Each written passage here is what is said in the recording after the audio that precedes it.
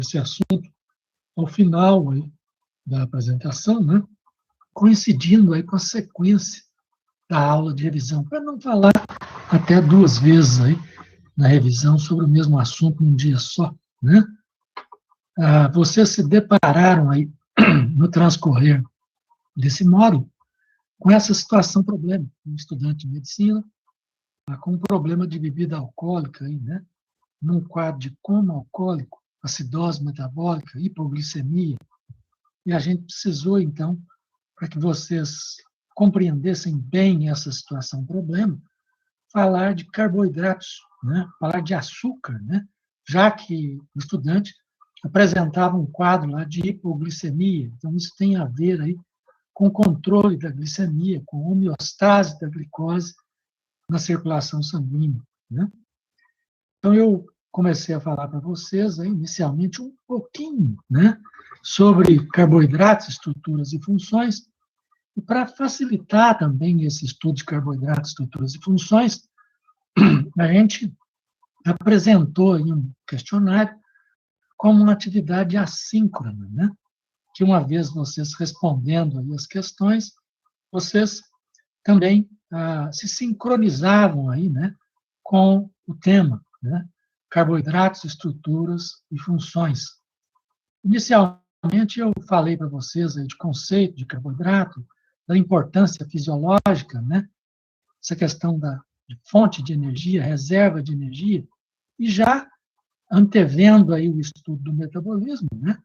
A formação de outras biomoléculas, de aminoácidos, nucleotídeos, lipídios de reserva energética, e os glicoconjugados, né? Com aminoácidos, peptídeos, proteínas, com lipídios, né? Além de outras funções aí, que os carboidratos também eles desempenham na natureza. Nós vimos que os carboidratos podem ser classificados em monossacarídeos, oligosacarídeos, polissacarídeos, glicoconjugados. E falamos aí para vocês um pouco sobre cada uma dessas categorias, né? Tem uma ênfase maior aí nos monossacarídeos, né? E particularmente aí na molécula da glicose, já que a glicose ela desempenha um aspecto central aí no metabolismo de carboidratos, tanto no catabolismo quanto na biossíntese de carboidratos, né? De tal forma que era relevante aí que a gente desse essa ênfase, né?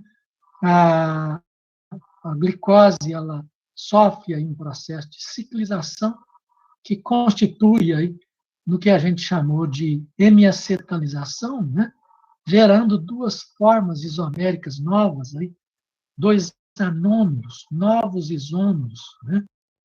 A alfa-D-glicose, a alfa-D-glicopiranose, para fazer menção à natureza do anel heterocíclico que é formado, e a beta-D-glicose ou beta-D-glicopiranose. Vimos até que é a beta-D-glicopiranose que é a forma mais estável, e que essas formas elas são interconversíveis aí, né? E que, além disso, no processo de equilíbrio aí entre essas formas, que vão ser as formas usadas no metabolismo, né? Essas formas cíclicas, né? Nós temos aí a preservação de cerca de 2% da glicose numa forma linear, tá? E essa forma linear aí, com essa carbonilaldeídica livre, né? Pode reagir com grupamentos aminos de moléculas diferentes, aí, como moléculas de proteínas, tá?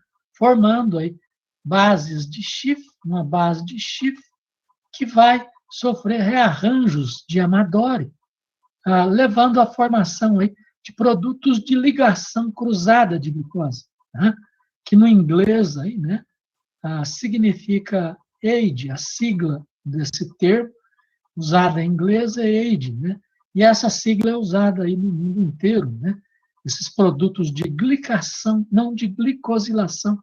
Glicosilação quando o grupamento glicosila, a glicose completa, né, ela vai se inserir aí na estrutura de um determinado composto, formando um produto, né?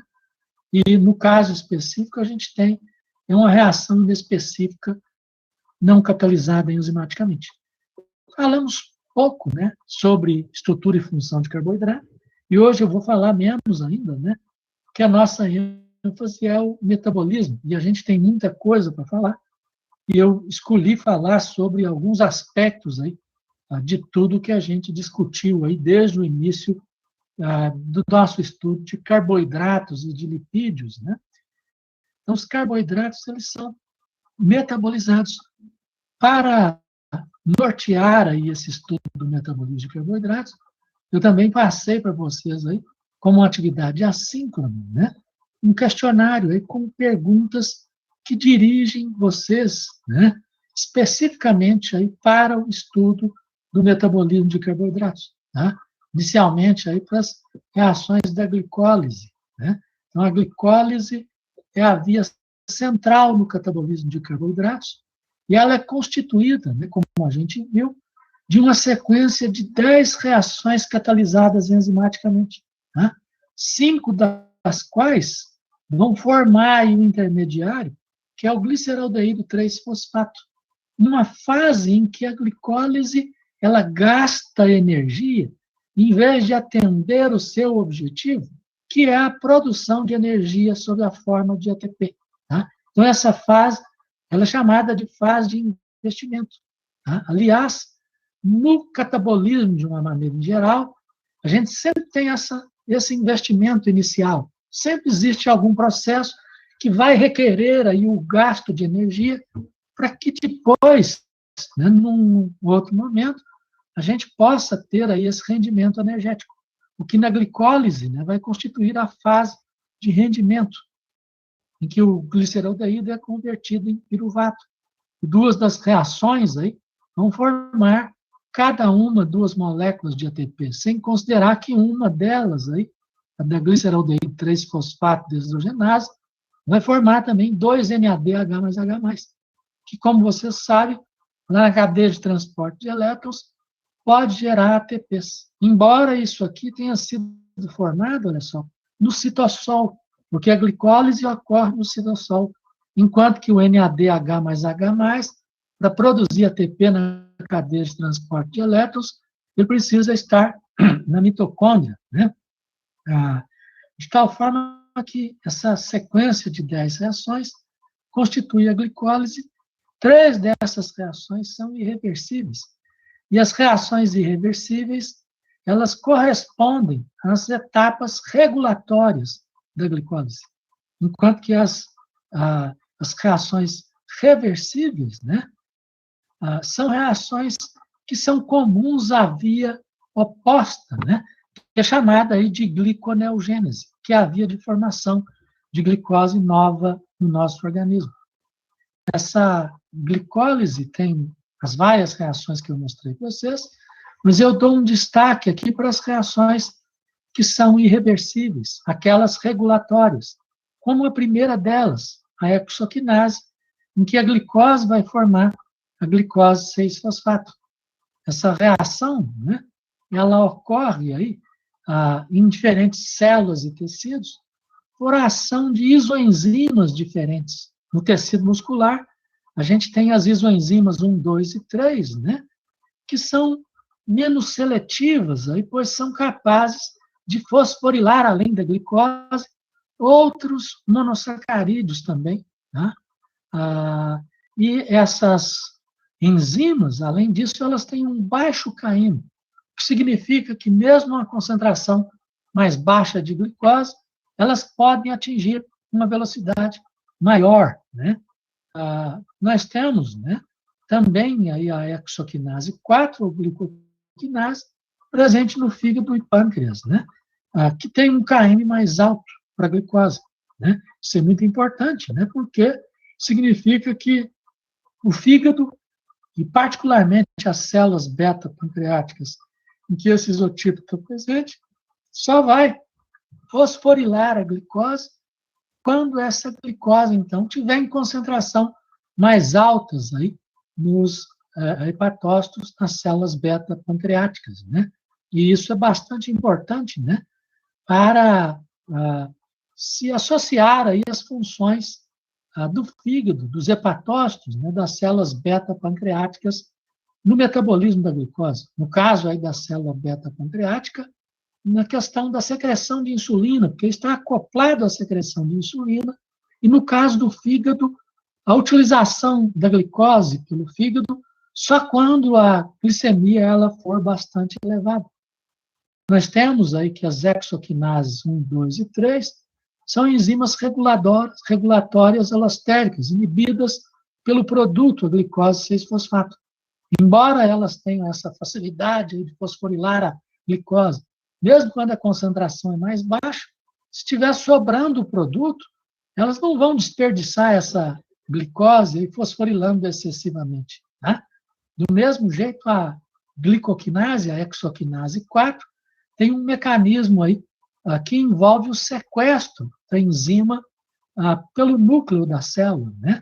Toda vez, então, em que a fosforilação ela não é necessária, que a concentração de glicose na célula declina, se a concentração de glicose aumenta, então a enzima aí, glicoquinase, ela vai ficar presente no citossol para exercer a sua ação.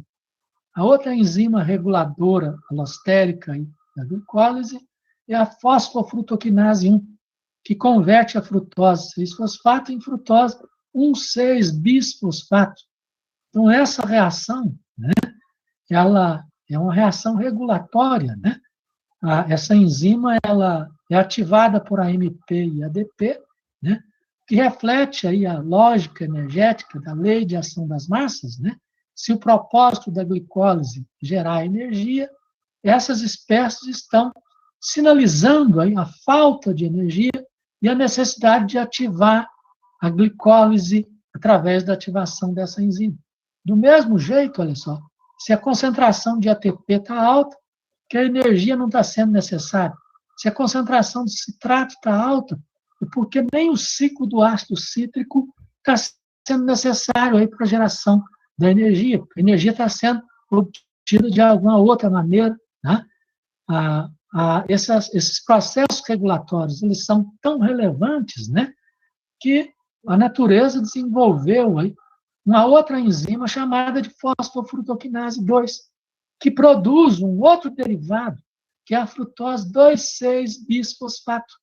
Para que essa frutose 2,6-bisfosfato ela possa regular aí, né, a fosfofrutoquinase 1, ativar também a glicólise nesse sentido. Ao mesmo tempo que ela vai ter uma ação aí inibidora sobre a gliconeogênese. Então, esse mecanismo gerou aí uma simultaneidade de ações aí, de ativação da glicólise, inibição da gliconeogênese por um efetor, aí, por uma substância comum. Tá? Então, são coisas relevantes aí com toda certeza. Além disso, na glicólise, a última das reações, né, da piruvato quinase, em que o fosfenol piruvato é convertido em piruvato, essa reação, né, que também produz a ATP, né, é uma reação irreversível e ela é uma reação de natureza regulatória. Né? Essa piruvato quinase, ela é ativada pela frutose 1,6-bisfosfato, que está lá atrás, né, na glicólise, né, indicando que se tem muita frutose 1,6-bifosfato, eu preciso dar passagem a ela, né, ativando a piruvato quinase. Né, isso em todos os tecidos aí, em que a glicólise está presente, e no fígado especificamente, né, que usa frutose, produzindo frutose 1-fosfato, a enzima também é ativada pela piruvato quinase. A gente até viu que isso tem uma relação aí com o fato da frutose ela gerar mais acidose láctica do que a glicose. Né? Além disso, a gente tem a piruvato quinase inibida por ATP, né? Entendendo aí a lei de ação das massas. O objetivo é gerar ATP. Se tem muito ATP, para que ativar a glicólise? Inibida por acetil-CoA. Na modalidade da glicólise aeróbica, o piruvato formado vai ser convertido em acetil-CoA. Se já tem muito acetil-CoA, a própria piruvato quinase não precisa estar ativa. E mesmo também ácidos graxos de cadeia longa. Né? eles têm uma prioridade na oxidação e geração de acetil-CoA, tanto no músculo quanto no fígado. Tá? Então, o combustível usado aí, prioritariamente, né, é o ácido graxo, efetivamente, né? E se esses ácidos graxos eles estão em concentração alta e a ponto de poderem fornecer acetil-CoA, então a piruvato quinase ela não é necessária. Do mesmo jeito, a alanina. A alanina também tem uma ação inibidora sobre o enzima, porque a alanina forma piruvato, né? Se a alanina está alta, aí é porque o piruvato está alto, né? Ou então a concentração tende a ficar alta, né? E eu não vou ter a necessidade aí de formar piruvato através das reações da glicólise, que eu estou tendo aí nesse momento uma outra fonte desse piruvato.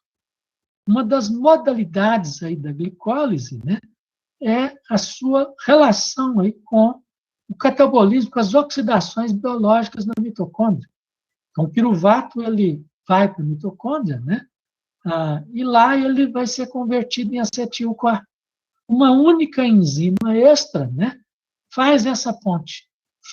Fora isso, que a gente tem depois é o ciclo do ácido cítrico e a cadeia de transporte de elétrons. Essa enzima que faz a ponte é a piruvato desdrogenase, da qual a gente já falou bastante, aí, né, que demanda 4 vitaminas diferentes para a formação de suas coenzimas, né, vitaminas essas que têm grande relevância, aí, particularmente nos locais do organismo em que a glicose ela é usada aerobicamente ou praticamente de forma aeróbica, de maneira exclusiva, né? Então, essa piruvato desdrogenase, ela também é muito relevante aí no contexto da regulação, porque ela também é uma enzima regulatória. Tá? Ela é inibida por acetil-CoA. Se o acetil-CoA estiver alto, a prioridade para a geração do acetil-CoA não é da glicose, não é do carboidrato, não é do piruvato. A prioridade é do ácido graxo, é do etanol que teria formado o acetil-CoA se a pessoa ingeriu aí, o acetil-CoA sob a forma de bebida alcoólica, pelo menos no fígado, onde isso aí vai estar acontecendo.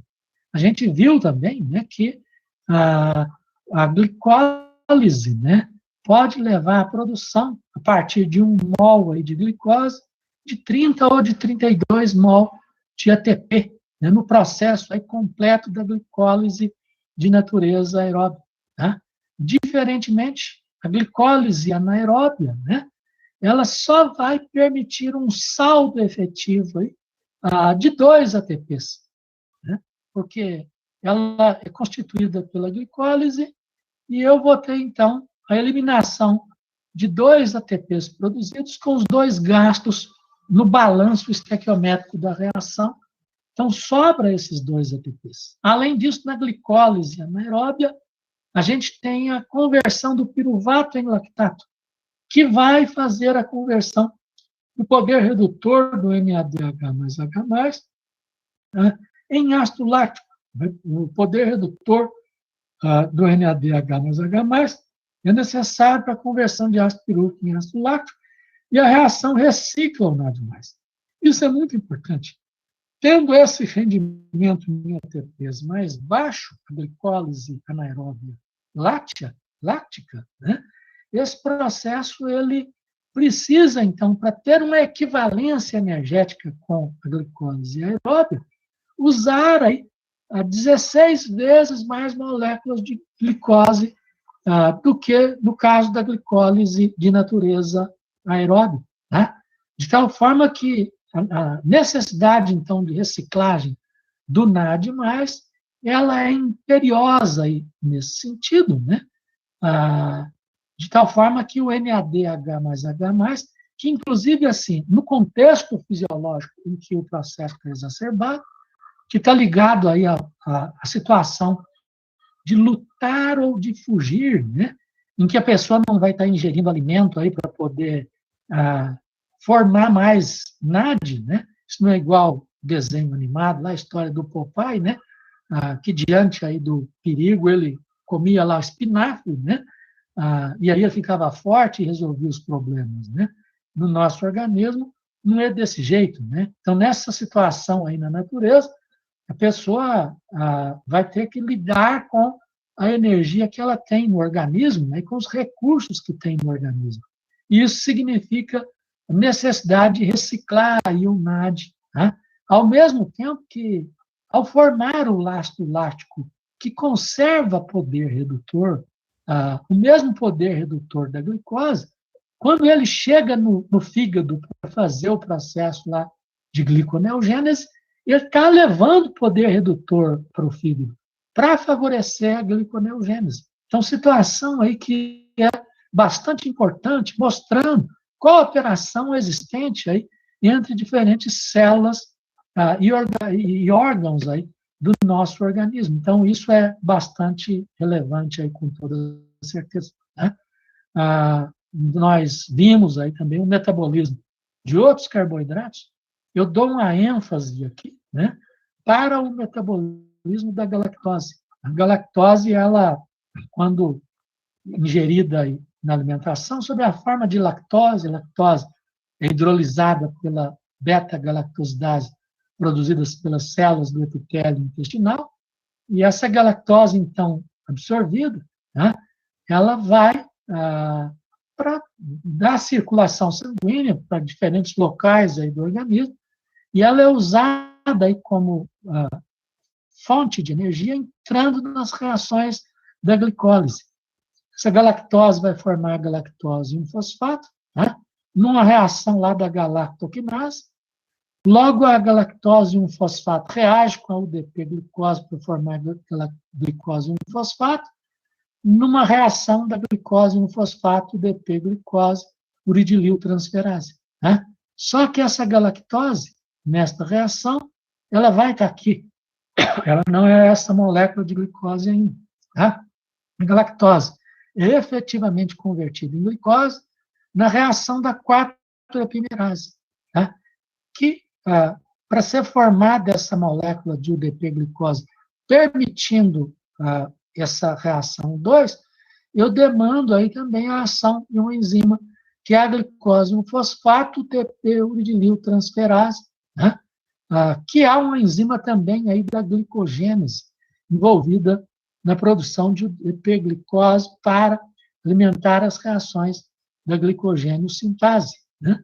Então, nós temos esses processos aí, né, como processos que vão permitir a conversão da galactose em glicose, e a glicose 1-fosfato pode ser convertida em glicose 6-fosfato numa reação reversível, né, como essa aqui, catalisada pela fosfoglicoamutase, né?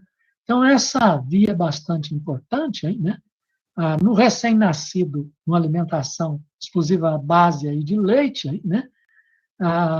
Essa galactose representa a metade da fonte de energia de carboidrato, né? Porque a outra metade é a glicose da molécula de lactose, né? De tal forma que, se a pessoa tiver defeitos nessas enzimas aí, né? Praticamente assim, a forma maior e mais comum é essa forma aqui, né? Um defeito aí na galactose no fosfato, DP-glicose, uridililtransferase. Então, a criança, olha só, ela vai ter uma tendência a ter prejuízo ao seu desenvolvimento, ao seu crescimento. Isso porque, apesar de ter uma hipergalactosemia, ela vai tender a ter hipoglicemia. A porção glicose proveniente da lactose, ela é gasta mais rapidamente e a criança entra em hipoglicemia, prejudicando o crescimento. Isso favorece a beta-oxidação de ácidos graxos, né? E favorece aí, né, a geração da hipercetonemia, né?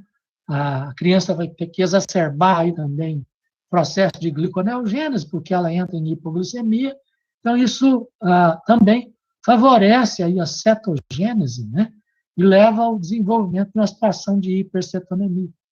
A galactose alta favorece a produção do galactitol, né? Por ação aí da aldose redutase, né?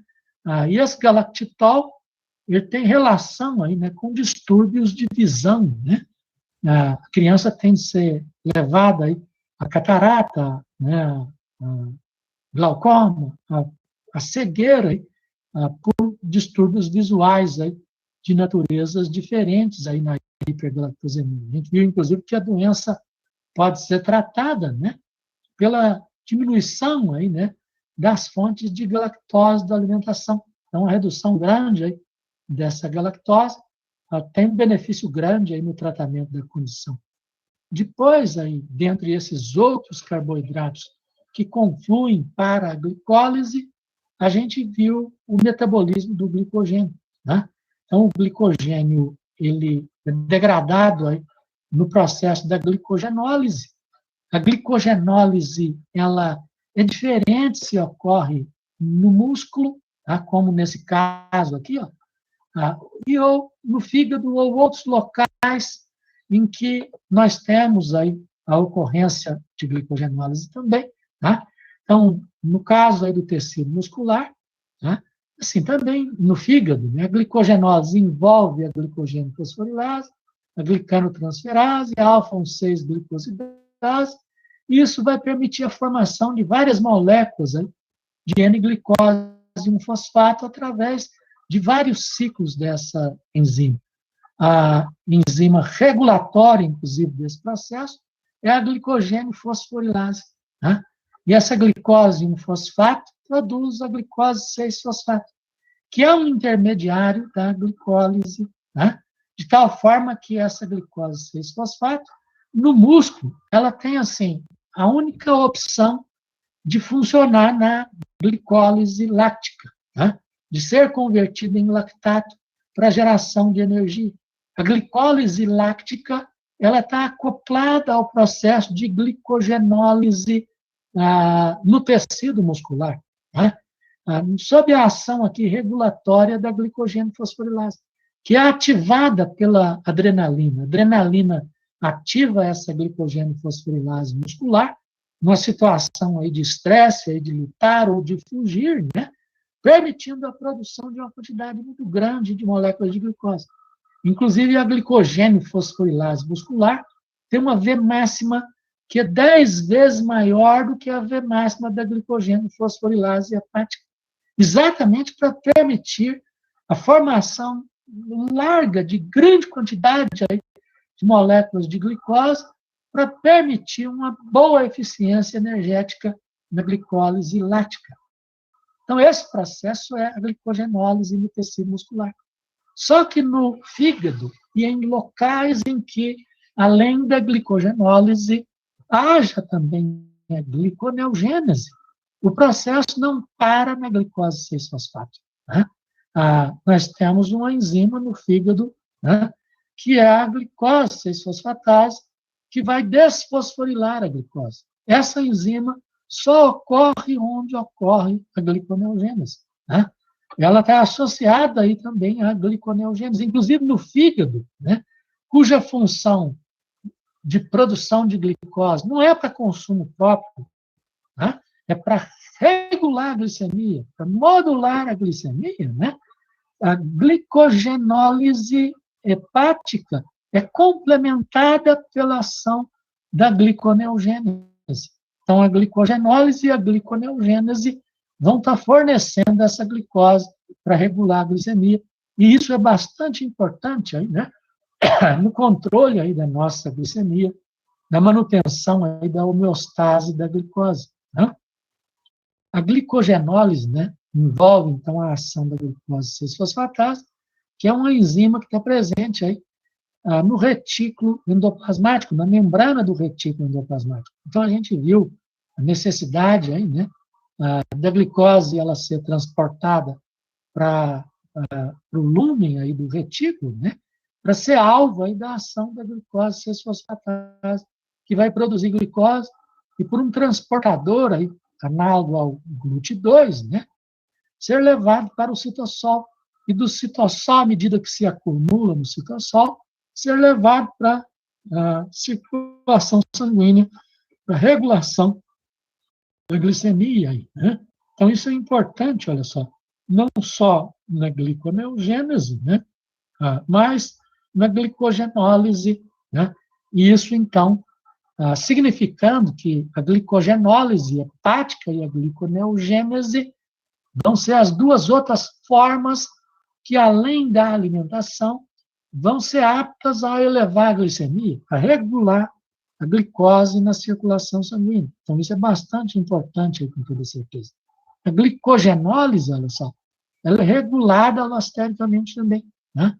O AMP, se tiver em concentração elevada, ele ativa a glicogênio fosforilase, né? Fazendo com que haja produção de glicose.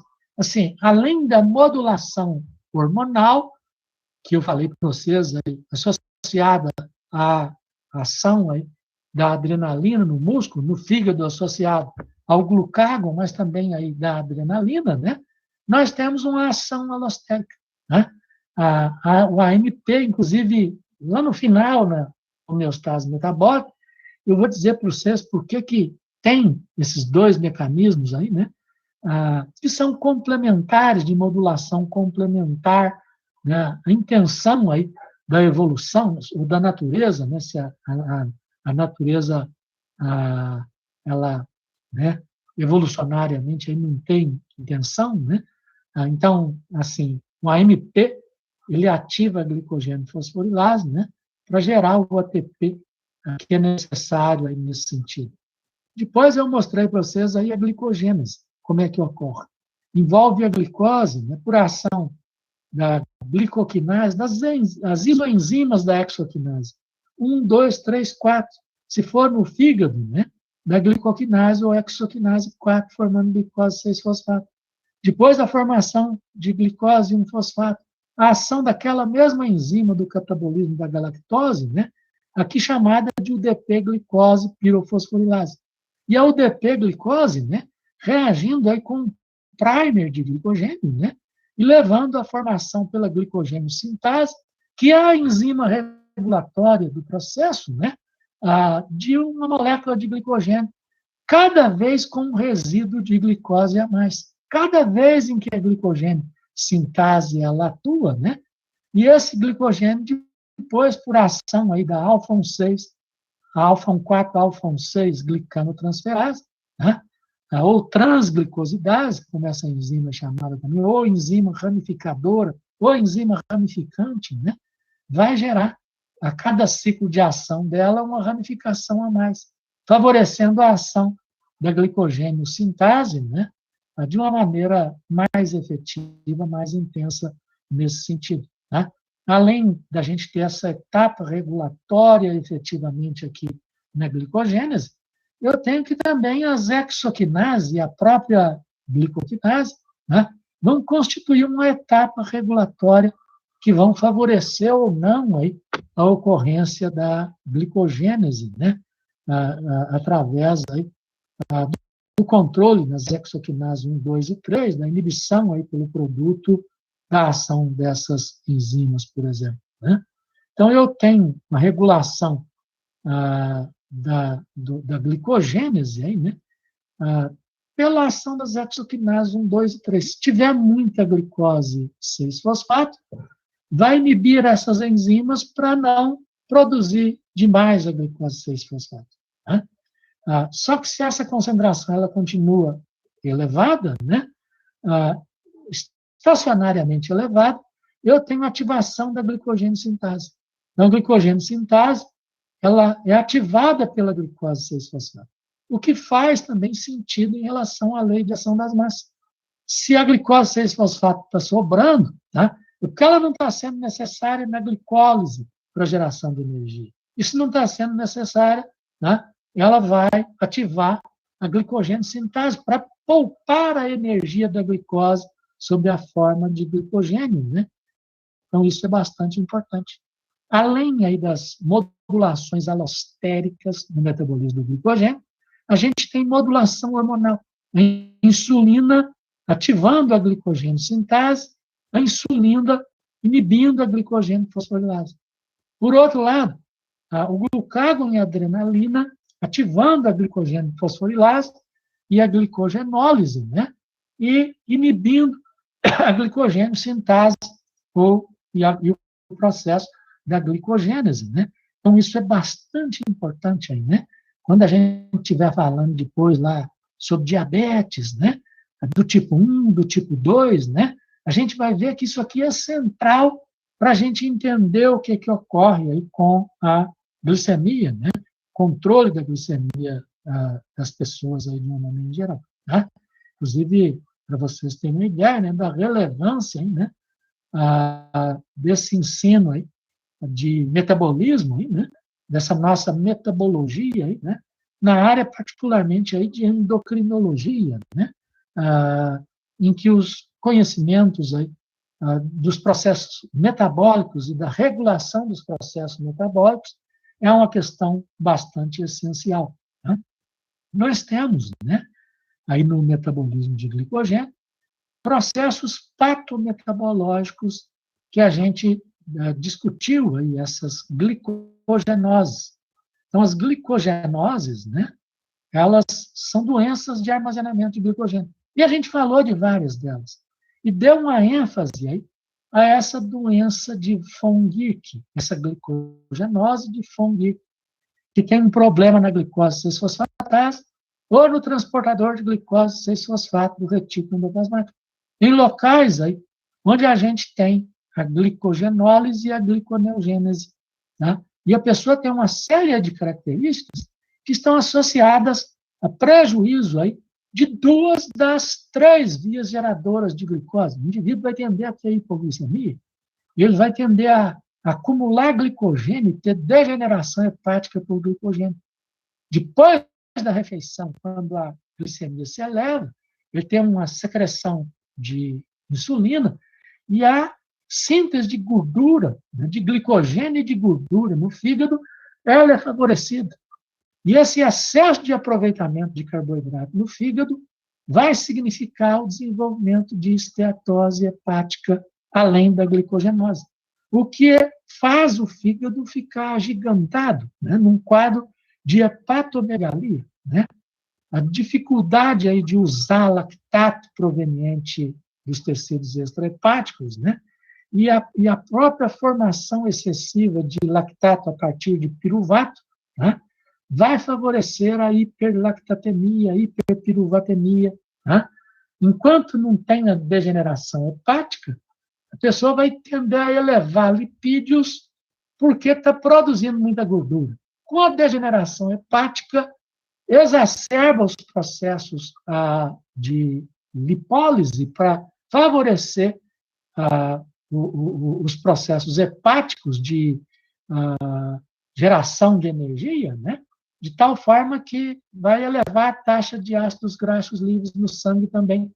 E o aumento da utilização entre as refeições do ácido graxo vai favorecer a beta-oxidação, né? E a cetogênese, né? Levando à hipercetonemia. Com o declínio da capacidade hepática de captar e conjugar bilirrubina, leva a uma hiperbilirrubinemia. O excesso de utilização de glucose no fígado e também, assim, a degeneração hepática das células hepáticas tem uma relação com a hiperuricemia, tá? O maior aproveitamento inicial na via das pentoses. Depois, na outra fase, é a degradação das células e do material genético, tá? Das bases nitrogenadas purínicas, que leva, então, o indivíduo a esse quadro de hiperuricemia que perdura aí, ao longo aí da condição, inclusive vai levar a pessoa a tender a ter artrose, degeneração de articulações, de ter desenvolvimento aí de cálculo renal, litogênese renal urinária, né, sem considerar o desenvolvimento precário, né, associado à condição. Então, eu dei uma ênfase grande a essa condição, até para mostrar para vocês aí, né, que o tratamento envolve o transplante duplo de fígado e rins, né? Mas, enquanto isso não ocorre, a doença pode ser tratada por dietoterapêutica. Uma dietoterapêutica em que há uma diminuição da taxa de carboidratos em cada refeição e um aumento do número dessas refeições, né? Então, isso tem aí um impacto grande aí, no tratamento, aí, na preservação da saúde hepática aí de um portador de doença de von Gierke, né? Então, essas doenças, né, elas ensinam muito para a gente aí, a respeito assim, da saúde também da pessoa normal. Aí, né? O que um excesso de carboidrato no fígado, né, ele pode fazer nessa questão aí da esteatose hepática. A gente vai ver posteriormente, né, até parece que isso tem relação com a situação do problema que vocês estão aí discutindo aí nesse momento, né, que uma alimentação muito rica em carboidrato é uma causa aí de dislipidemia, é uma causa de desenvolvimento aí de esteatose hepática. Tá? Então, não é o low carb, viu? Né? É o high carb, né, que está relacionado aí, né, com a esteatose hepática, com degeneração hepática, né? Então, isso é bastante importante. A menos que o excesso de gordura que a pessoa está ingerindo, né, seja de ácidos graxos livres. Aí, né? Então, esses ácidos graxos livres, se a pessoa ingerir aí, numa dieta low carb, também vai levar à degeneração hepática. O Lucas, dessas glicogenoses, fundir que é mais frequente aí, mais grave, né? Assim, não é que ela é das mais graves, mas mais grave do que ela, olha só, essa que acomete aí o coração, né? Essa glicogenose 4 que acomete aí também o fígado, né? Aí que leva a cirrose hepática logo no início da vida, né? Então essas duas são mais graves aí, né? Essa aqui, ó, né? A criança vai, se não for diagnosticada, se não for tratada adequadamente, ela vai a óbito aí na infância ainda, né? Mas ela tem uma expectativa de vida maior aí, efetivamente, né? A gente tem situações aí mais simples, né? De outros defeitos aí, que são mais comuns do que essa efetivamente, né? Mas essa, ela é assim, é um protótipo aí, né? Que é usado aí pela literatura da bioquímica, de metabolismo de uma maneira geral, né? Para estudar o metabolismo, para mostrar aí para as pessoas, né? A relevância aí do metabolismo, né? Até por isso, mas assim, eu também fiz aí na minha aula, né? Uma discussão de cada uma das outras situações, né? Uma vez que a gente faça essa discussão, que vocês tenham aprendido aí, né? Sobre essas vias do metabolismo, a glicólise, a gliconeogênese, a glicogenólise, a glicogênese, né? Vocês conseguem, assim, de uma maneira muito tranquila, entender aí o que uma deficiência enzimática ela pode determinar no nosso organismo, né? De tal forma que isso aí é bastante relevante. Então, falamos aí sobre essas glicogenoses, né? E passamos a discutir aí a gliconeogênese. Então, a gliconeogênese, a via oposta ao processo da glicólise, em que o ácido pirúvico vai ser convertido em glicose. Na realidade, duas moléculas de ácido pirúvico, né? E para isso existem 3 barreiras que são necessárias de serem transpostas, né, para a ocorrência da gliconeogênese, que são as reações de natureza, né, irreversível da glicose. Né? Para a transposição dessas barreiras, para a primeira delas, a natureza ela gerou um mecanismo que leva o piruvato para a mitocôndria. Né? Só que dentro da mitocôndria, nos 2 caminhos, ele é convertido em oxalacetato, mas em um caminho ele é convertido em fosfenolpiruvato. E no outro ele é convertido em malato na matriz mitocondrial. Para que só no citossol ele seja convertido em fosfenolpiruvato, tá? Diferentemente aí do outro caminho. Isso está relacionado com a origem desse piruvato. Então, piruvato originário de lactato, né, gera NADPH mais H+, que vai ser necessário nesta reação reversível, né, da gliconeogênese, que ela carece de poder redutor de NADH mais H+. Né? Enquanto que quando outras fontes geram esse piruvato, eu não vou ter esse NADH mais H+ sendo gerado no citossol. Então, esse caminho de formação do oxalacetato de conversão em malato é uma forma de transferir, né, poder redutor da matriz mitocondrial proveniente aí da beta-oxidação, efetivamente, né, para o citossol, né, de tal forma que esse malato, né, vai gerar aí, na formação de oxalacetato, esse poder redutor, e aí sim eu tenho a transposição com a formação de fosfanol piruvato. Além, olha só, de uma dessas alternativas, ela significar uma forma de buscar a energia do poder redutor na fonte das oxidações biológicas, né, que é a matriz mitocondrial.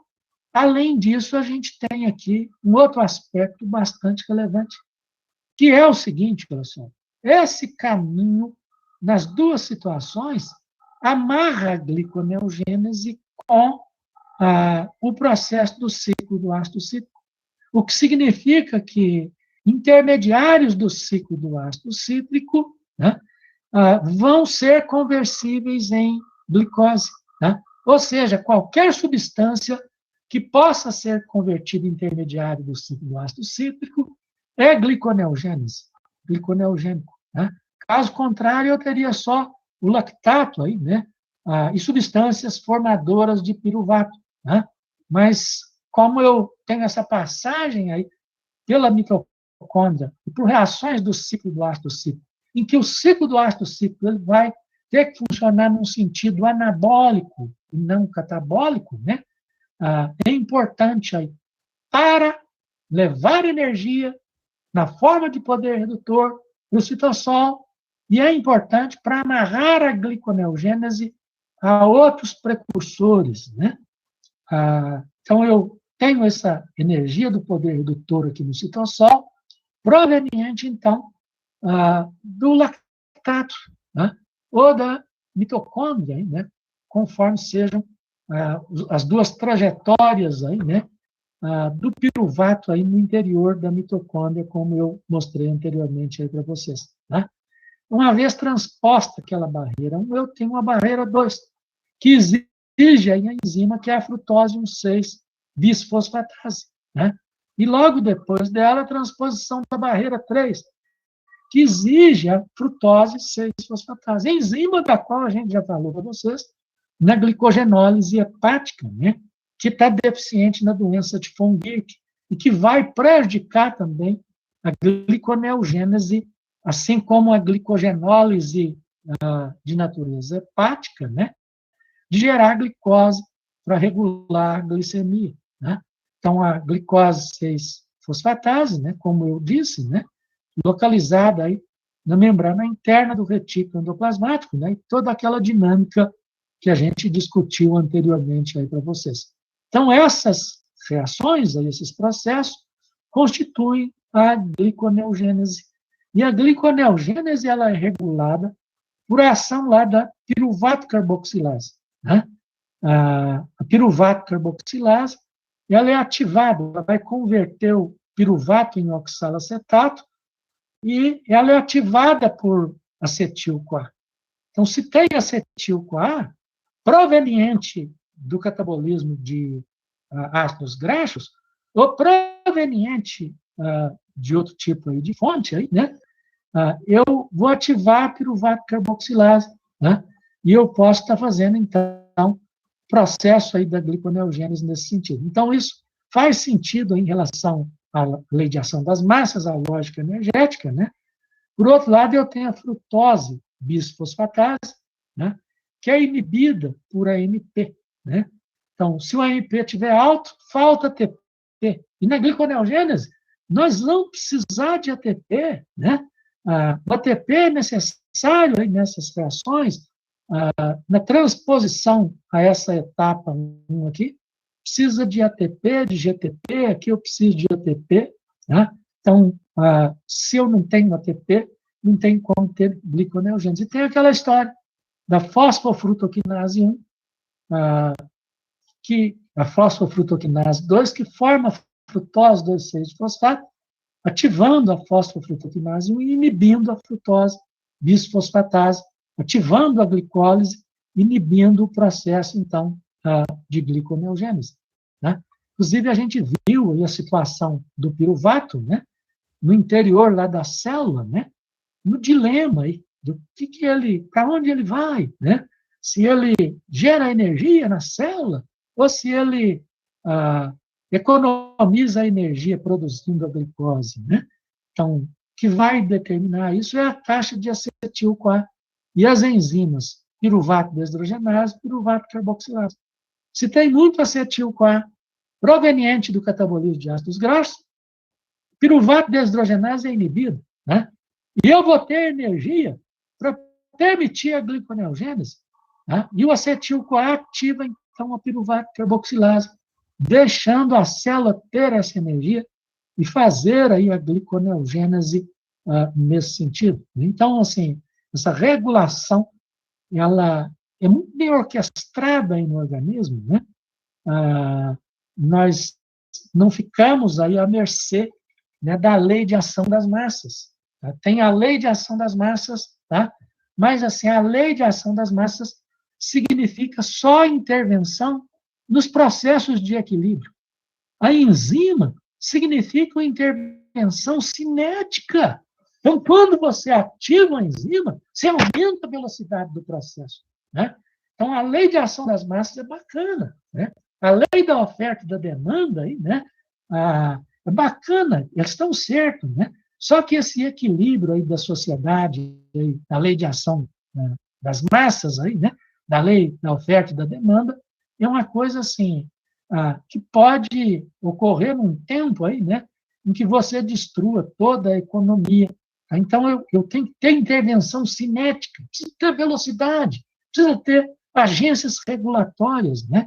No nosso organismo. É um exemplo, é um modelo da necessidade aí de intervenção na lógica de mercado, aí, com toda certeza, né? Assim, eu até digo para vocês que toda essa discussão nesse sentido é para que vocês entendam aí o metabolismo, o nosso organismo, né? Já que vocês são autoridades aí, né?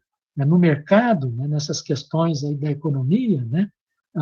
Cerca de 95% de vocês aí, francamente neoliberais aí, né? Certamente, né?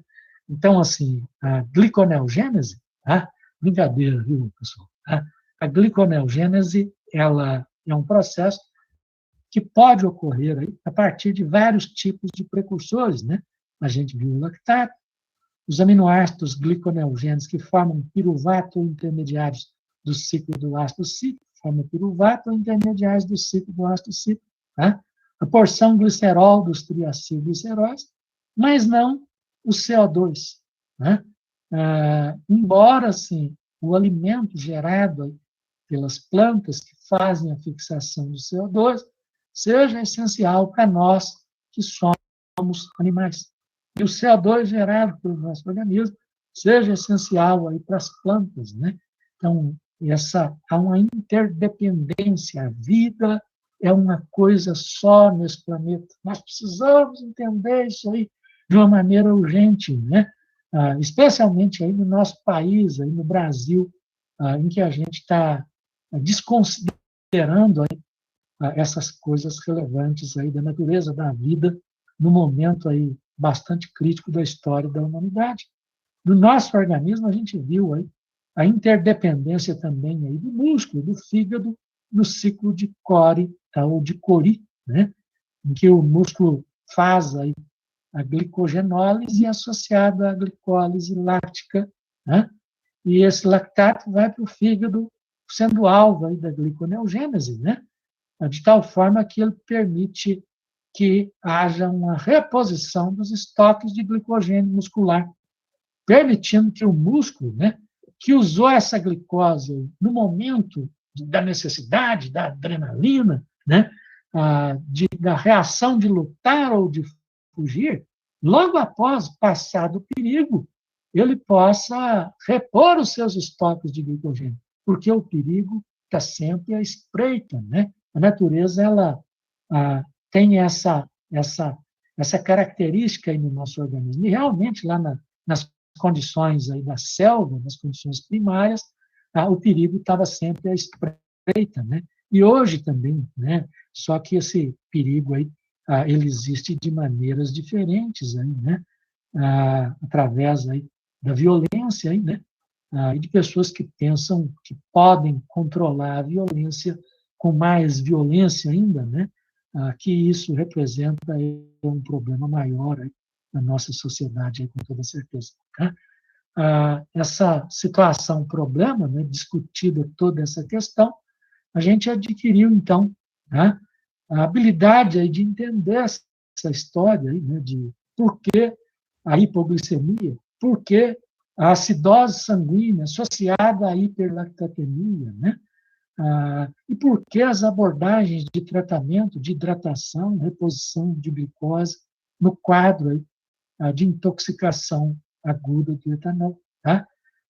E os riscos aí, né? Que a pessoa pode ter, os fatores de risco para isso e os riscos para a saúde que isso representa para o indivíduo. Então, eu falei para vocês aí do metabolismo e toxicidade do etanol, né?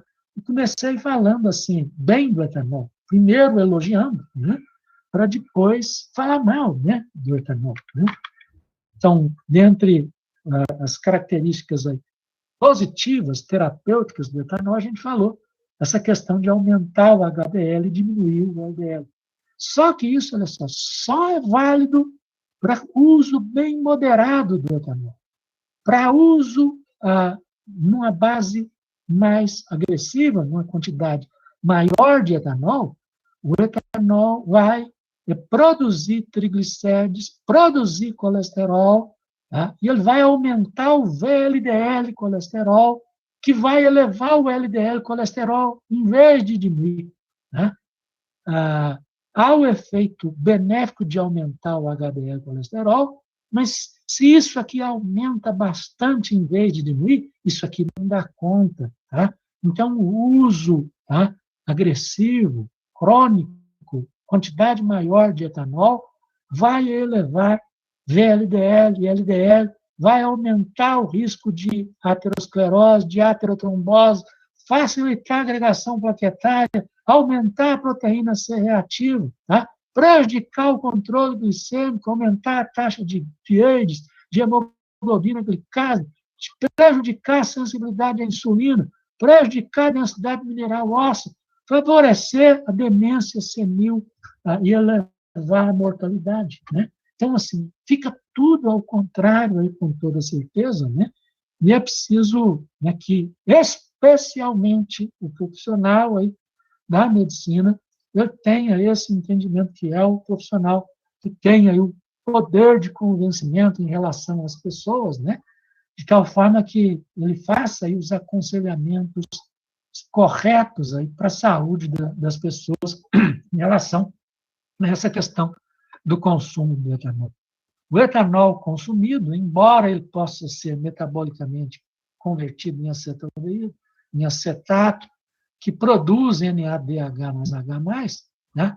O nosso organismo tem sistemas microsomais induzíveis aí de utilização do etanol, né? Encarando o etanol como uma espécie tóxica, né?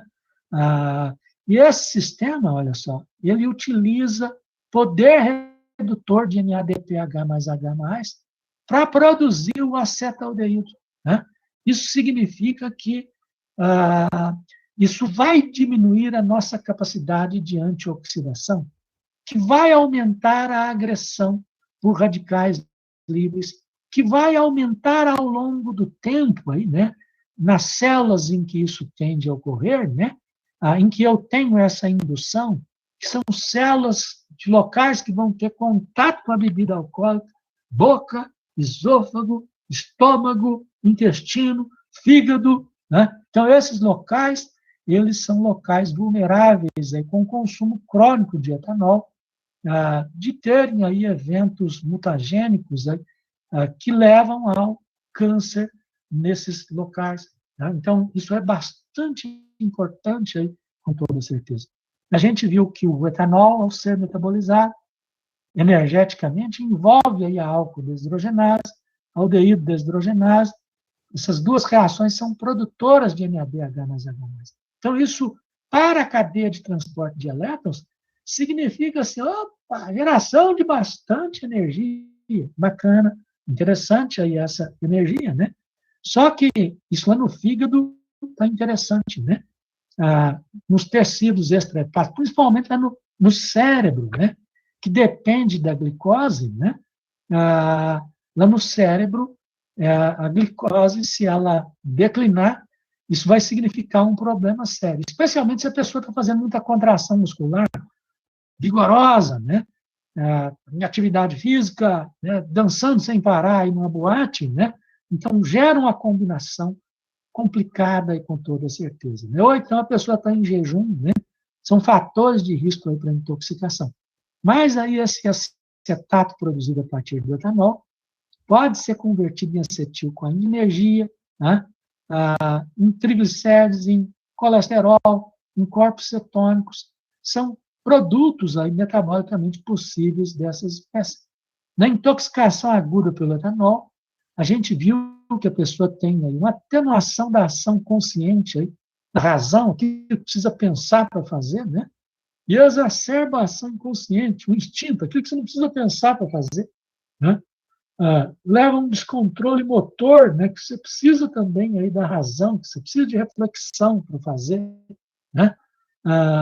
E, além disso, leva a hipoglicemia, acidose láctea sanguínea, cetoacidose, né? Em função da hipoglicemia, hipotermia, em função da acidose, desidratação, perda hídrica eletrolítica, desidratação, e a pessoa, em função aí do excesso de etanol, da desidratação, da hipoglicemia, desse conjunto de coisas que caracterizam, que é chamado de coma alcoólico, pode levar o indivíduo aí à morte, né? Então, isso é bastante importante. E sem falar dos problemas, né, cardíacos, né, associados aí a batimentos aí, né, ao ritmo de batimentos cardíacos que podem ser afetados. A gente deu uma ênfase a essa questão aqui da hipoglicemia, da acidose, da cetoacidose, porque está relacionado com a situação do problema. E a explicação, as bases bioquímicas disso tem a ver com a lei de ação das massas. Então, veja bem, olha só, né?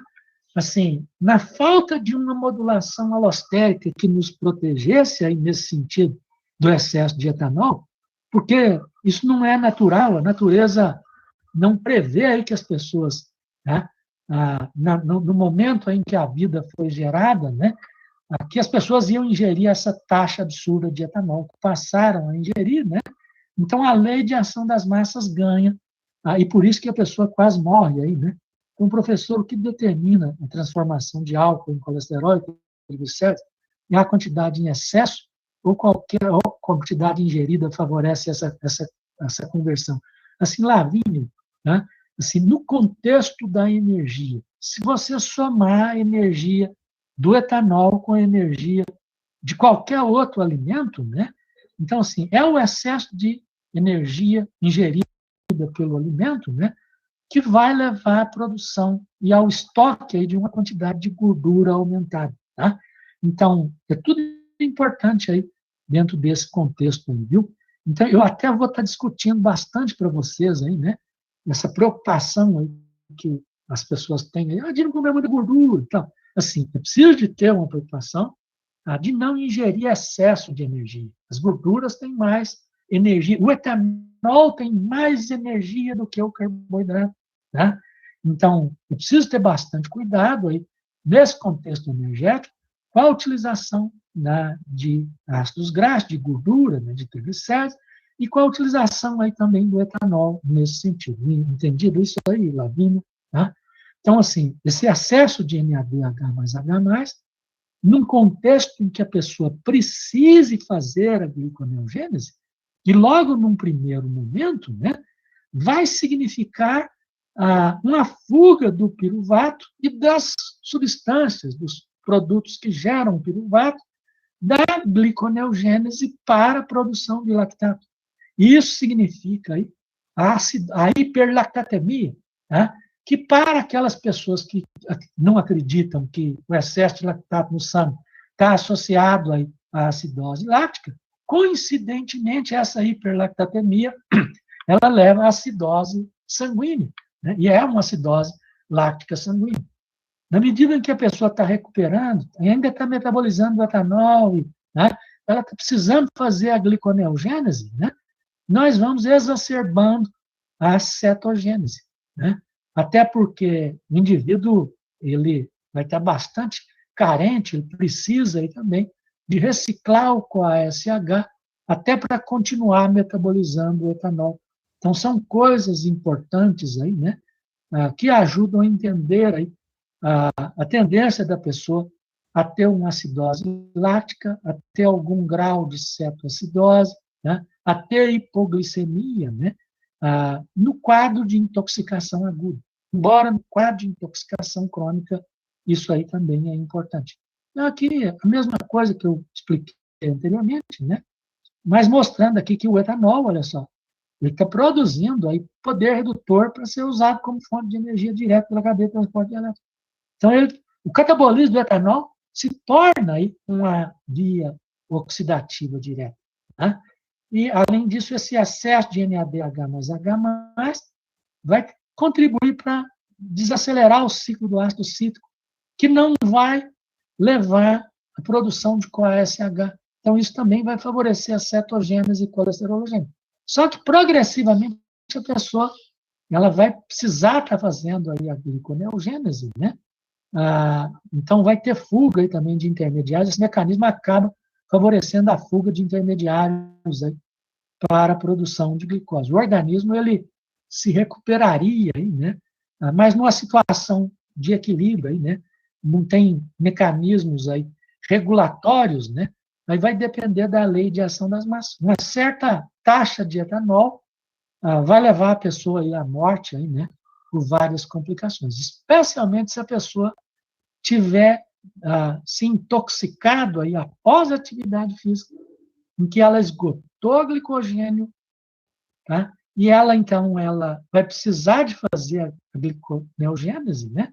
Ou então, a deficiência nutricional, jejum aí, de carboidrato, ou a deficiência nutricional seletiva, né? De vitaminas que são necessárias para enzimas da glicólise, né? Particularmente lá a tiamina, tá? Mas também microminerais, e também muito importante, a lisina, metionina, ou a carnitina. Tá? Então, a deficiência de carnitina e ou de lisina e metionina vão fazer com que a pessoa ela use mais carboidrato, tá? Do que ácido graxo. E isso predispõe a pessoa também a ter aí um quadro de intoxicação aguda aí pelo etanol. Então, assim, essa atenção nutricional a uma pessoa alcoolista, aí, ela é uma questão bastante importante aí, né? E o profissional aí, da área aí, ele tem que estar ciente disso, né? A gente viu aí a lógica das intervenções aí de tratamento, né? A reposição de glicose, não pode ser frutose, né? A necessidade aí de reidratação, né? De reposição hídrica e eletrolítica, né? Se tiver um quadro de acidose, aí, né? A pessoa assim, não está no ambiente hospitalar, aí, especialmente, né? Um antiácido ele é interessante, aí, com toda certeza. Esse quadro aí de acidose, aí, né? Ligado à perda hídrica e eletrolítica, ele tem relação com o quadro de mal-estar de ressaca que a pessoa tem, né? Se tiver vômitos aí também nesse ambiente aí, pode ser necessário um antivomitivo, um antiemético, né? E também, se for necessário, aí, né? Esse aconselhamento nutricional, a suplementação nutricional, né? Então, são coisas importantes aí. Além da intoxicação aguda, a gente falou da intoxicação crônica, do impacto sobre o fígado, né? Que o fígado vai tender a evoluir para uma situação de esteatose, né? Que vai evoluir para um quadro inflamatório, né? Hepatite tóxica, alcoólica, como ela é chamada, né? Que vai levar essa pessoa a um quadro de cirrose, com deposição de matéria fibrosa, né? E o fígado vai ficar incapaz aí, de regular a glicemia, né? De converter amônia em ureia, né? de converter bilirrubina indireta em bilirrubina direta e eliminar essa bilirrubina, além de ter agressão oxidativa que leva a câncer aí, né? Isso, assim, acontecendo também em vários outros locais. Lá no cérebro, particularmente, olha só, né? A depleção de tiamina, né? A falta de tiamina, o próprio consumo crônico de etanol, prejudica os processos absortivos e aumenta a taxa de eliminação aí de fatores hidrossolúveis, né? E dentre eles a tiamina, né?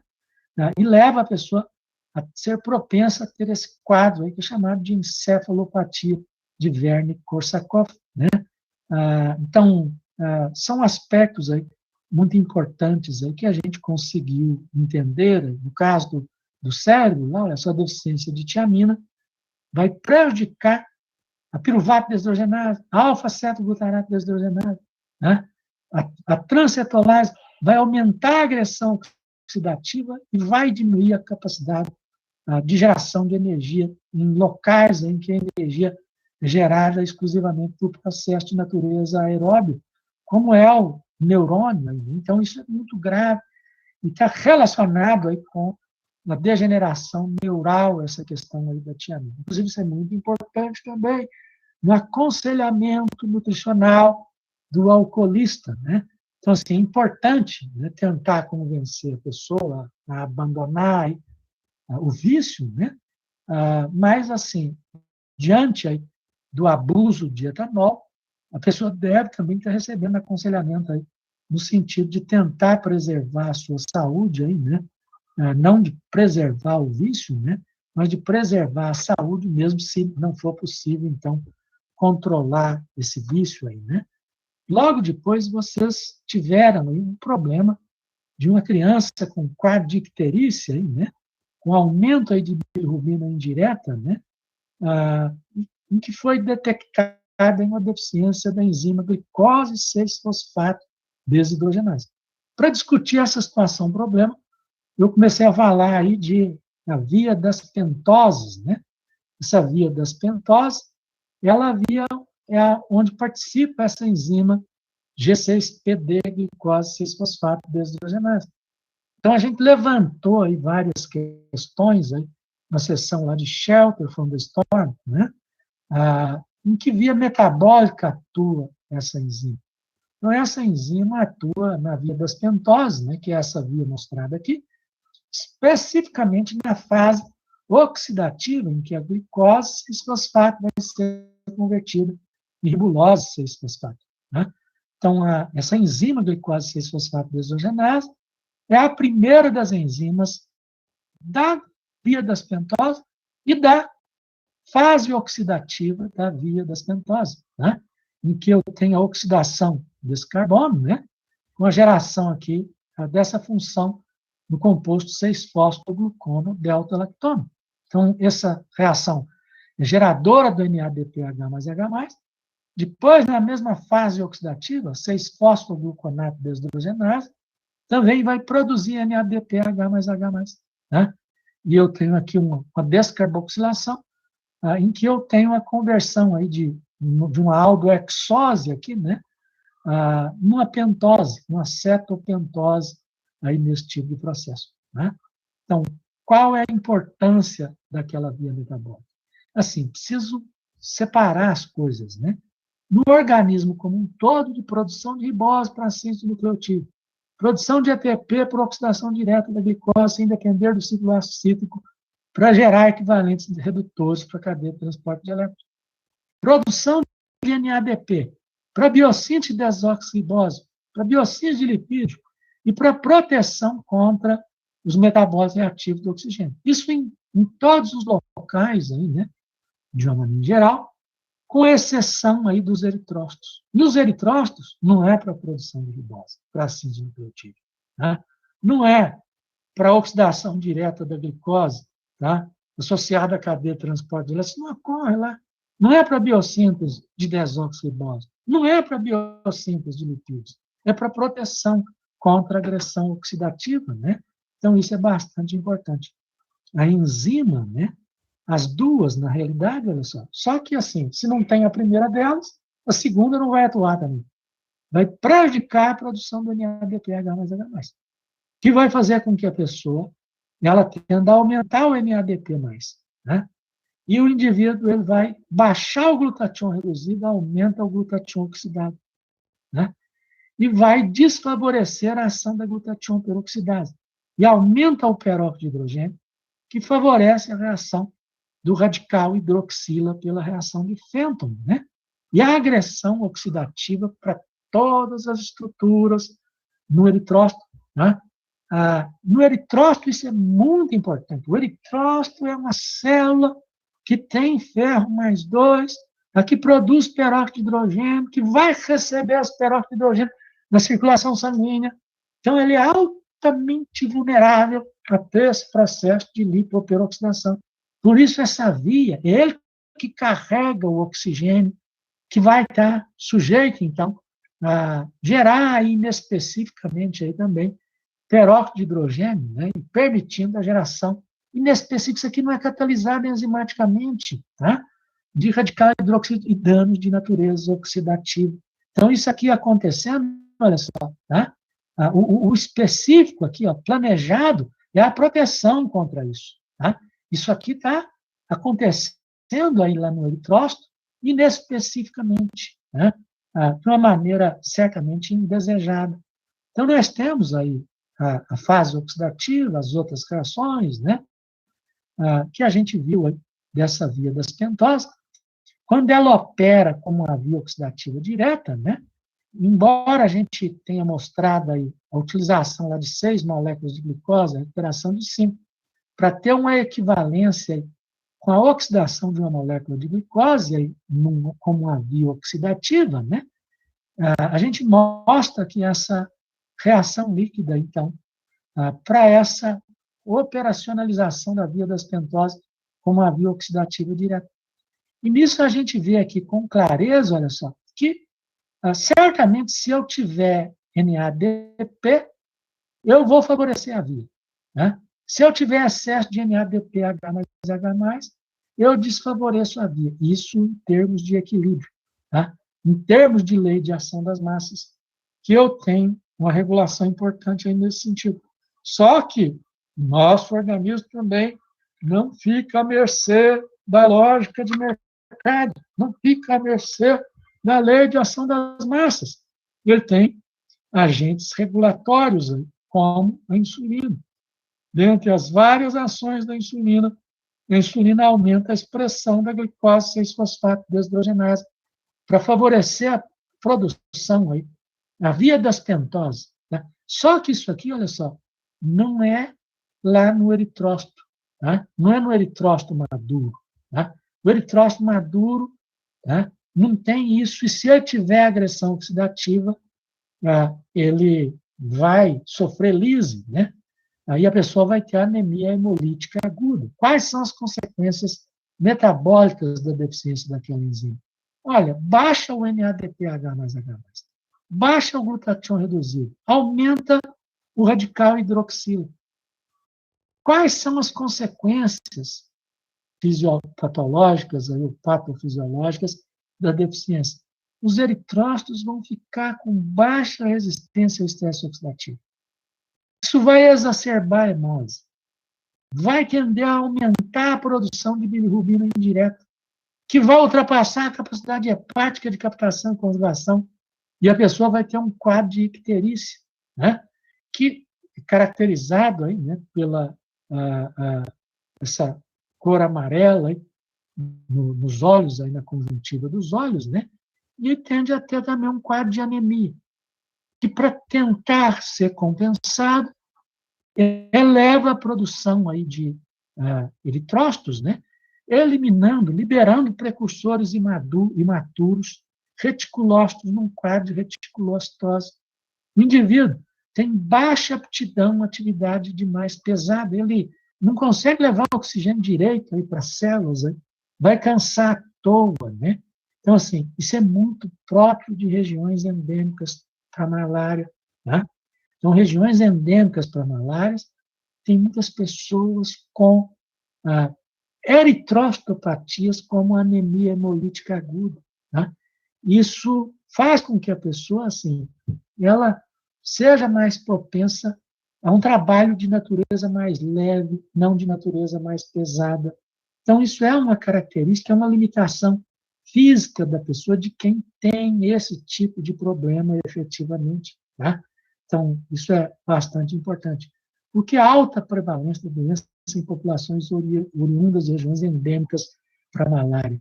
Ora, no mundo todo, aí, nas regiões endêmicas para a malária, há uma coincidência, há uma correlação dessa alta taxa de malária com a alta taxa de eritrocitopatias, né, particularmente aí, de anemia hemolítica por deficiência de glicose 6-fosfato desidrogenase. Tá? Então, exatamente porque o fato da pessoa ter essas eritrocitopatias, essa anemia hemolítica, né, ela está associada aí a uma proteção contra a doença, né? O indivíduo ele não tende a ter a malária. A malária tem uma fase do parasitismo que é a fase eritrocitária, né? E o eritrócito arrebentando à toa, né? Esse eritrócito não é uma casa, né, sustentável aí, né, para o plasmódio, né? De tal forma que a pessoa é menos vulnerável, então, ao parasitismo pelo plasmódio, né? Então, o aumento da insulina, que aumenta a expressão da enzima, não afetaria de modo positivo a vida da hemácia? Olha, assim, isso é uma coisa complexa, com certeza, né? Porque no processo de eritropoiese, talvez sim, né? Você possa ter aí mais a glicose 6-fosfato desidrogenase nesse sentido, né? Mas, assim, no eritrócito maduro, que está presente aí na circulação sanguínea, você não vai ter de jeito nenhum, né? Porque lá no eritrócito você não tem núcleo, você não tem, né, processamento da informação genética, né? A célula tem o que ela tem. Então, o eritrócito que está ali, ele tem o arcabouço, ele tem os recursos que ele tem, e pronto, e acabou. Né? Então, isso é bastante relevante aí. Entendeu aí, Lucas? Né? Então, assim, a ARRA, anemia hemolítica aguda, determina proteção contra a malária. Isso tudo bem aí significa assim, né? Né? Vou concordar, fica por isso. Ou significa, concordo, não, isso faz sentido, né? Então, tá bom, viu, Lucas, tá? Assim, eu vi que você responde assim, dessa maneira, né? Outros estudantes respondem, né? E eu preciso entender bem o que significa isso tudo bem aí, né? Porque eu não sei se a minha resposta ela foi adequada aí, né, para a compreensão de vocês. Né? Vocês podem fazer réplica, tréplica, tá? Fiquem à vontade. Então, a doença determina a proteção como malária, e por isso ela foi selecionada nas regiões endêmicas da malária. Inclusive lá no Amazonas, em Manaus, né? A quantidade lá de eritrocitopatias, né, é muito grande, né? Que complicação, eles sabem, né, que o uso de drogas antimaláricas pode atrapalhar a saúde dessas pessoas e mesmo levar essas pessoas ao óbito, né?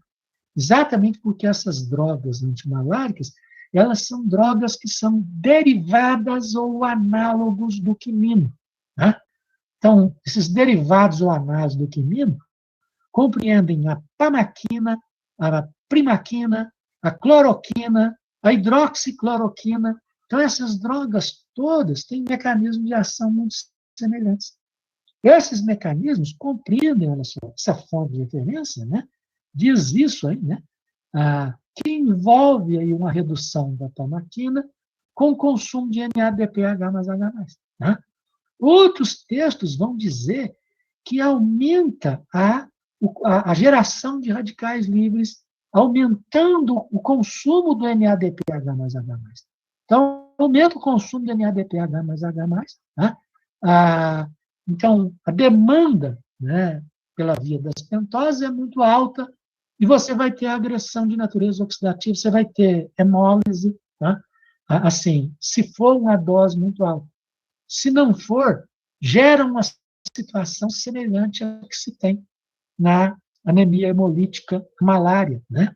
Então, a malária, ela gera uma situação com sintomas semelhantes ao da anemia hemolítica. Então, as drogas usadas no tratamento da malária induzem no paciente um estado semelhante à existência da anemia hemolítica aguda. Alguns sintomas da anemia hemolítica aguda são parecidos com o da malária. Então, as condições podem ser confundidas, né? É importante comprovar o diagnóstico em portador de malária antes de iniciar o tratamento da doença, né? Lá no norte, lá em Manaus, no Amazonas, eles sabem disso. Lá na Índia, né, onde tem também muita malária, eles sabem, eles são os centros mais avançados aí de medicina para tratar a malária, e eles vão fazer aí uma triagem antes de tratar, para ver se a pessoa ela não tem aí a deficiência de G6PD, por exemplo, né? Porque senão isso significa aí risco de morte, né? Com tratamento aí dessas drogas antimaláricas. Tá? Então, essas drogas, olha só, né, que estão sendo ditas hoje, que são pouco tóxicas, deixa a população usar, tratamento precoce, até prevenção, né? Assim, complicadíssima essa história. Especialmente as pessoas que têm essa vulnerabilidade aí de natureza genética, né? E essas pessoas, elas podem ser levadas ao óbito. E certamente isso, olha só, tá? Na região norte lá, né? Depois que passar esse momento aí, esquisito aí da nossa história, nós vamos entender direito o que aconteceu lá, o que está acontecendo lá nesse sentido, tá? Inclusive, assim, entender e etc. E etc. Que complicação pode advir da ingestão aí da fava de feijão por portadores dessa deficiência aí, né? Então, essa fava de feijão, né, tem aí compostos químicos que favorecem a formação do peróxido, né? Ao favorecer a formação, assim como a cloroquina, a hidroxicloroquina, a pamaquina, né, a primaquina, né? Então, demanda o aumento aí da atividade física, eleva da atividade da glutationa peroxidase, né? E da via das ketoses nos eritrócitos, aumentando aí a probabilidade de ter lise, de ter hemólise, né? Aí vocês imaginem só, gente, né? A pessoa com doença pulmonar lá, né? Com comprometimento dos pulmões, né? Você arrebenta os eritrócitos dessa pessoa, né? O que estão querendo fazer com isso, né? Está querendo, né, tratar ou está querendo matar as pessoas, né? É muito esquisito essa história, né? Então, assim, falamos aí também nas vias metabólicas de carboidratos, a via do ácido urônico, sobre a via do ácido urônico, né? Nessa via do ácido urônico, que é outra via de metabolismo de carboidrato, nós temos a biossíntese do ácido glicurônico, do ácido galacturônico, que são essenciais aí para a produção de carboidratos complexos, de glicoconjugados, mas a produção de ácido glicurônico é importante também para a excreção de xenobióticos e para a excreção aí de bilirrubina, para a formação da bilirrubina conjugada, que é chamada de bilirrubina diglicuranídeo, né? Então, essa bilirrubina diglicuranídeo, a bilirrubina hidrofóbica, a gente vai ver isso aí, né? Para ser excretada, precisa aumentar a hidrofilicidade, né? E esse aumento aí da hidrofilicidade, né, vai favorecer aí essa excreção, né, e essa conjugação ocorre com o ácido glicurônico, né? Então, isso é bastante importante. Então, a via, olha só, ela é muito comum aí a glicogênese, e até a produção de UDP-glicose. Depois, eu só tenho aqui a UDP-glicose deshidrogenase que produz o UDP-glicoronato. Pronto, a via é isso aqui de diferente que ela tem em relação aí à glicogênese, por exemplo.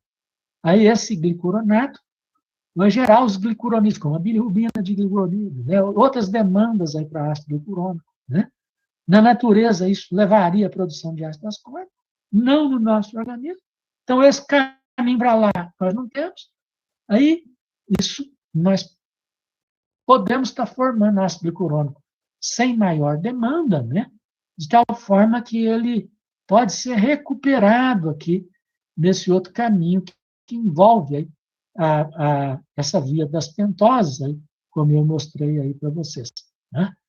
Vimos aí o metabolismo de carboidratos, né, com a ênfase nas especializações e a regulação do metabolismo de carboidratos. Então, há várias instâncias regulatórias aí, né? E essas instâncias começam lá pelos GLUT. Né? Então, cada tipo de célula aí de tecido tem um GLUT que reflete aí a especialização metabólica daquela célula. Lá o GLUT2 presente na célula beta-pancreática, os KM alto, por exemplo, né, está refletindo aí a capacidade da célula beta-pancreática de captar glicose no sangue em quantidade alta, só quando a glicemia ela é elevada. E isso está acoplado aí. Isso não significa que não tenha outros transportadores no pâncreas, viu? Isso é outra discussão, às vezes eu faço ela aí, quando a gente tem mais tempo, né? Então, outros transportadores, mas é esse transportador, esse GLUT2, que está associado aí a esse processo, então, de secreção de insulina, de controle da secreção de insulina, né? Como lá no fígado também, né? Que está associado à captação de glicose em alta quantidade, para regular a glicemia e converter essa glicose em glicogênio e em gordura. Né? Quanto mais glicose a pessoa ingere, né? Quanto maior é a elevação, a cinética de elevação da glicemia, a cinética de lipogênese pancreática é favorecida, inclusive com impacto aí na geração de esteatose hepática, isso bastante importante aí, né? Processo aí de especializações continua lá com as nossas exoquinases, né, com diferenças na exoquinase que a gente falou, inclusive hoje aqui. Né? O eritrócito, quando pega a glicose, ele só faz a glicólise láctica, né? E ele só faz a via das pentoses. Só essas duas vias aí, né? Para gerar energia, para se proteger da agressão de natureza oxidativa. Né? O neurônio, olha só, ele usa a glicose de uma forma que é exclusivamente aeróbica. Tá? Mesmo quando ele usa o lactato é usado na glicólise aeróbia, tá? Na via da glicólise aeróbia. Então, a via da glicólise aeróbia, né? Ela que vai também usar o lactato proveniente de outros locais do organismo. E no neurônio, a gente precisa lá da via das pentoses. Né? No tecido adiposo, a prioridade é a sequência dessa via da glicólise aeróbia, né? Para a geração da energia, né? Mas também aí para a produção de ésteres do glicerol, em que nós vamos ter a esterificação dos ácidos graxos, né? A formação de triglicéridos, de fosfoacidogliceróis, né? Sobrando essa glicose, né? Ela é convertida em glicogênio, né? Ele tem um glúteo que é dependente aí da ação da insulina, né? Que vai ser mobilizado quando a glicemia se elevar mais, só que é limítrofe aí, né? O KM aí desse glúteo não é elevado como o KM lá da célula pancreática, nem é tão baixo quanto o KM do transportador lá das células neurais, por exemplo, né? Mas essa glicose também é necessária para atender o demanda da via das pentoses nos adipócitos. Né? No miócito, olha só, prioridade número 1, produzir glicogênio. O músculo está pronto para fazer a glicogenólise para usar na glicólise anaeróbia láctica. Né? Menos glicose vai ser usado, muito menos aerobicamente. Né? E, além disso, nós temos a relevância aí também da via das pentoses. No hepatócito, olha só, a glicose captada prioritariamente é usada para a glicogênese. O propósito do fígado com esse glicogênio é regular a glicemia, bem como fazer a gliconeogênese para regular a glicemia quando é necessário. Quando tem muita glicose proveniente da circulação sanguínea, ela, além de produzir glicogênio, vai usar também essa glicose como fonte de energia, né? Só que boa parte desse acetil-CoA vai ser deslocado aí para os processos da lipogênese, né? Além disso, a gente tem necessidade de fazer a via das pentoses, a via do ácido glicurônico. No caso do hepatócito, a via das pentoses tem uma relação grande aí com essa necessidade também de fazer muita lipogênese, que depende bastante aí de poder redutor. Além desses outros processos aí de especialização e regulação, nós temos aí as enzimas regulatórias aí, das quais a gente falou para vocês anteriormente, aí, já nessa revisão. Aí. E também a regulação hormonal, aí, né? Pela insulina, pelo glucagon, pela adrenalina, né? Nesse metabolismo de glicogênio, né? A questão aí do sensor pancreático de glicose, na produção, aí, na liberação, na secreção de insulina, dependendo da glicemia, e nas ações aí da insulina. Quando a insulina ela é secretada, então a glicemia baixa não só porque captou mais glicose nas células, e assim, a captação ela vai ser aumentada por ação direta aí da insulina nesses dois tipos de células, né? Apenas, né? Assim, diretamente, né? No fígado, por exemplo, indiretamente por outros mecanismos. A insulina ativa vias metabólicas hipoglicemiantes, glicólise, glicogênese, via das pentose, lipogênese, colesterologênese, né? Inibe vias hiperglicemiantes, inibe a lipólise, né? Leva à desaceleração da cetogênese. Isso aqui é muito importante. Com essa história aqui, esse quadro que o professor construiu, nós vamos entender, assim, quase tudo que ocorre no diabetes do tipo 1, tá? Não tratado, né? O que vai acontecer no organismo desse indivíduo. Então, nós estamos construindo, assim, os nossos conhecimentos para entender situações mais complexas aí, dentro da medicina, falando inicialmente aí de situações mais simples, aí, passando para situações de natureza mais complexa. Né? Logo depois, então, que eu falei aí dos carboidratos, eu fui falar de lipídios. Né? Eu queria saber, tá, a Lavínia já está falando, você poderia fazer um intervalo rapidinho para a gente tomar água? Tá? Mas, tranquilo, viu, Lavínia? Tá? Eu até ia falar isso para vocês. A hora que eu passei aqui para falar de gordura, né? Eu falei assim, seria interessante, né? De outra vez vocês já tinham falado isso, né? Que seria interessante fazer esse intervalo. Então, vamos fazer um intervalo aí, né? Quando for 9h50, né? 9h55, pode ser? A gente volta, 9h55, tá?